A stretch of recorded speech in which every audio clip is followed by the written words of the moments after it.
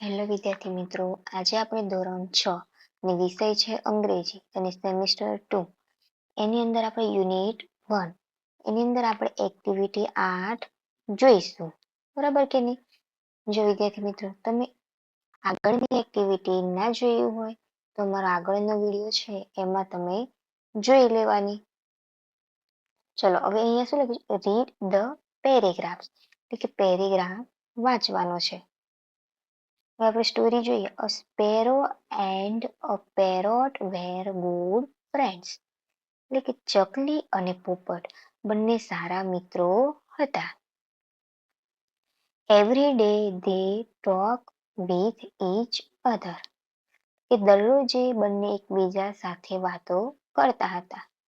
But the parrot lived in a cage in Parul's house, પરંતુ પોપટ છે એ પાંજરામાં રહેતો હતો. પણ કોના ઘરે?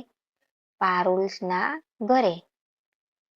The sparrow lived in a tree, પણ એમાં ચકલી હતી એ ઝાડ ઉપર રહેતી હતી.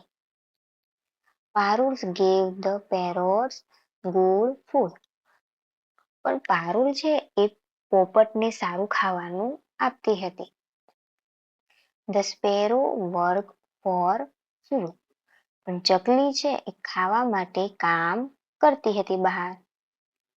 Once the parrot invited the sparrow to come into his cage and share his happiness, એક વખત છે એ પોપટ ચકલીને ઇન્વાઇટ કર્યું, આમંત્રણ આપ્યું કે તમે મારા પાંજરામાં આવો અને હેપીનેસ શેર કરું છું.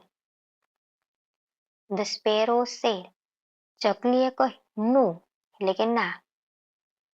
She was very happy outside the cage, એ પાંજરા કરતા તે બહાર ખુશ છે એવું કહે છે. The parrot also wanted to come out the cage, એટલે કે પોપટને પણ પાંજરાની બહાર આવવાની ઈચ્છા હતી. So the sparrow helped him to open the cage, તેથી ચકલીએ મદદ કરી કે પાંજરાની બહાર આવવા.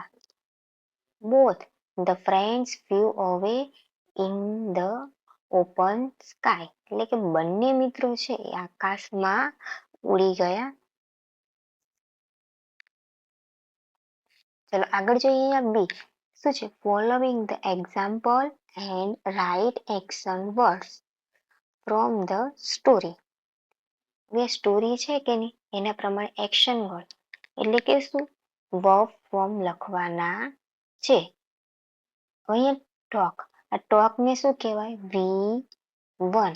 V1 એટલે ક્રિયાપદનું મૂળ રૂપ અને એનું શું આવશે?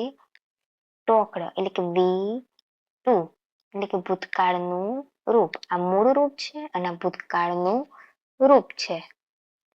એ જ રીતના અહીંયા છે ટોકડ, એટલે કે ભૂતકાળનું રૂપ કહેવાય V2. તો મૂળ રૂપ શું આવે? લાઈક. અહીંયા છે લીવડ, તો અહીંયા શું આવશે? Live, LIVE. હવે અહીંયા શું છે? વર્કડ, તો શું આવશે મૂળ રૂપ? વર્ક.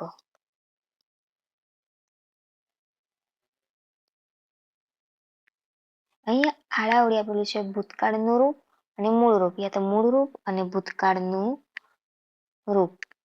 બરાબર કે નહીં? ચલો એ રીતના અહીંયા આગળ જોઈએ.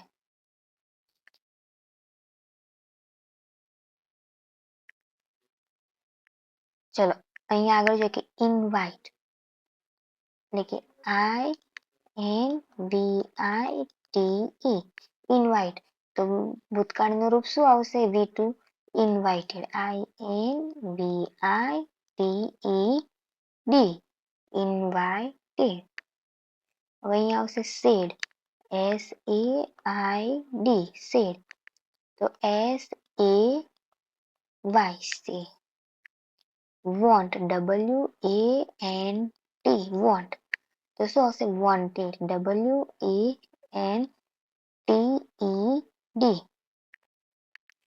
હેલ્પ, HELP, પી હેલ્પ તો શું આવશે હેલ્પડ. HELPED. ચલો બીજું જોઈએ ફ્લાય. FLY fly. ફ્લાય નું શું થાય ફ્લ્યુ. FLEW. એટલે કે અહીંયા શું લખ્યું છે કે સ્ટોરી પ્રમાણે લખવાનું છે. ચલો આટલું ક્લિયર કે નહીં? ચલો આપણે આગળ જોઈએ હવે. અહીંયા શું લખ્યું છે arrange following sentence in the order of the story. હવે સ્ટોરી પ્રમાણે અહીંયા ગોઠવવાનું છે કે કયું ઘટનાક્રમ પહેલો આવે છે. ચલો જોઈએ કે તમને શું લાગે છે પહેલા તો વાંચવું પડે કે નહીં તો જ ખબર પડે કે નહીં આપણને કે શું પહેલું આવે ને શું બીજું આવે એમ. ચલો જોઈએ કે શું પહેલું આવે છે સ્ટોરીની અંદર. ચલો વિચાર હેડો વાંચીએ ને કે નહીં કે શું પહેલું આવશે એમ. ચલો જોઈએ કયું સેન્ટેન્સ પહેલું આવે છે. તો જોઈએ તો અહીંયા છે શું લખેલું કે the sparrow and the parrot were good friends છે કે નહીં તો આ પહેલું આવશે. ચલો બીજું જોઈએ the parrot live in a cage and the sparrow live in a tree. ચલો નંબર 2 કે પોપટ છે એ પાંજરામાં રહે છે અને સ્પેરો છે ઝાડ ઉપર રહે છે. ચલો ત્રીજું જોઈએ તો શું હશે the parrot invited sparrow to the cage. એટલે કે નંબર 3 પોપટ છે એ ચકલીને ઇન્વાઇટ કરે છે પાંજરામાં. ચલો હવે જોઈએ ચોથું the sparrow help the parrot to come out of the cage.